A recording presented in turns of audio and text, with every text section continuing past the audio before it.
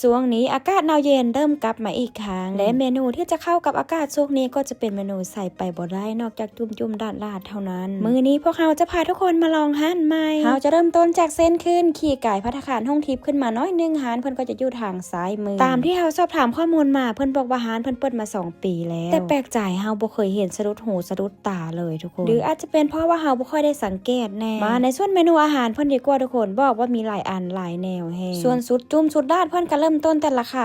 160,000 กีบไปหา300,000จะมีทั้งจุ่มเพี้ยจุ่มป่าและลาดพันและถ้าใครคิดว่าสุดนึงบ่พอเฮาก็สามารถสร้างเป็นคอนโดเพิ่มได้เด้อมาเบิ่งในส่วนบรรยากาศในห้างเพิ่นดีกว่าทุกคนจะเป็นมินิมอลมินิจ่ายอยู่แคมป์ทางใครที่เคยมาลองกินลองซิมแล้วเนี่ยทุกคนห้างนี้นะคอมเมนต์บอกกันเนี่ยเด้อว่ารสชาติแต่ละอย่างนั้นเป็นแนวใดมื้อนี้เฮาจะมาแต่2 สาวนึงทุกคนเมนูที่เฮาสั่งมื้อนี้ก็จะเป็นจุ่มเพี้ยสุดจุ่มเพี้ยตัวนี้จะราคาอยู่ที่160,000 กีบจะได้ตามนี้เลยเบิ่งแต่สีสันและจานเพิ่นจัดมาทุกคนเป็นตาแซ่บสิ้นเพิ่นแดงอ้อยๆอยู่เลยมื้อนี้จะมากับน้องสาวคุณเมนูจุ่มเพี้ยนี่ก็บ่ได้กินมาเหิงแล้วมื้อนี้รู้สึกคิดยากๆก็เลยนัดกันมากินส่วนจานน้อยๆ2 จานนั้นเฮาสั่งมาเพิ่มเด้อมันเป็นคอนโดมาทุกคนเฮาจะสร้างเป็นปลาและโยขาวมาเพิ่มมาฮอดขั้นตอนนี้หม้อเฮาก็พดๆบอกๆแบกๆเฮาก็ได้เวลารับประทานอาหารแล้วจ้ามาเด้อทุกคนเด้อมากินน้ำกันเด้อมาลองกินลองซิมเบิ่งเด้อมาลองให้โซเอ็มซิมก่อนดีกว่าทุกคนพอซิมเข้าไปโอ้รสชาติก็กำลังดีได้เพราะว่าบ่ได้ขมเกินไปเป็นคนมักขมอยู่แต่ว่าบ่ได้มักขมแบบบีนะทุกคนสงสัยเพื่อนบ่ได้ใส่บีเพื่อนใส่แต่เพียพอแต่นั่งกินไปแป๊บนึงทุกคนเจ้าของร้านเพื่อนเอาเมนูอีหยังก็บ่ฮู้มาให้เฮาซิมเพื่อนบอกว่ามันเป็นเมนูใหม่ของร้านอยากให้ลองกินลองซิมเบิ่งว่าซั่นเฮาก็บ่ได้ใจว่า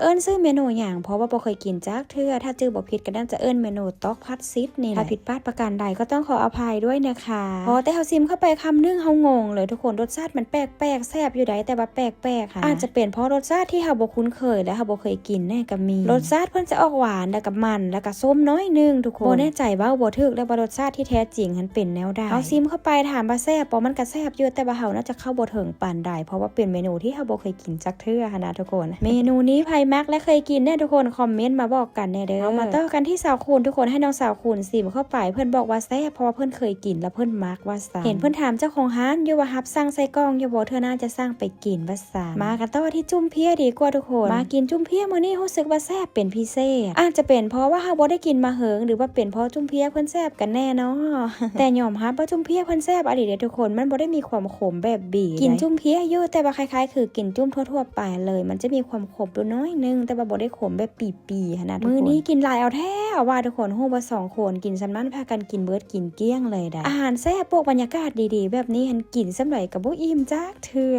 ใครที่อยากลองกินลองซิมก็มาตามพวกเฮาได้เด้อร้านเพิ่นจะอยู่เส้นขึ้นอยู่ติดกับภัตตาคารห้องทิพย์เลยส่วนโมงเปิดร้านเพิ่นเป็น4 โมงหา9 โมงแรงหรือ10 โมงแรงนี่แหละเฮาบ่แน่ใจมื้อปิดทุกคนเพราะว่ามื้อนั้นเพิ่นบอกอยู่แต่ว่าเฮาลืมรู้สึกว่าถ้าบ่แม่นวันเสาร์กับวันอาทิตย์นี่แหละที่เพิ่นปิดร้านใครที่อยากลองกินลองซิมก็ตามพวกเฮามาเด้อนี่ทุกคนบรรยากาศในร้านเพิ่นจะเป็นร้านมินิมอลมินิจ่ายอยู่ติดแคมป์ทางเลยหาบ่ยากอยู่ติดกับภัตตาคารห้องทิพย์และก็โรงแรมห้องทิพย์นี่เลยเด้อถ้าใครไปบ่ฮอดจอดบ่ถึงก็สามารถทักเข้ามาถามเส้นทางได้เด้อเดี๋ยวเฮาจะบอกอีกเทื่อนึง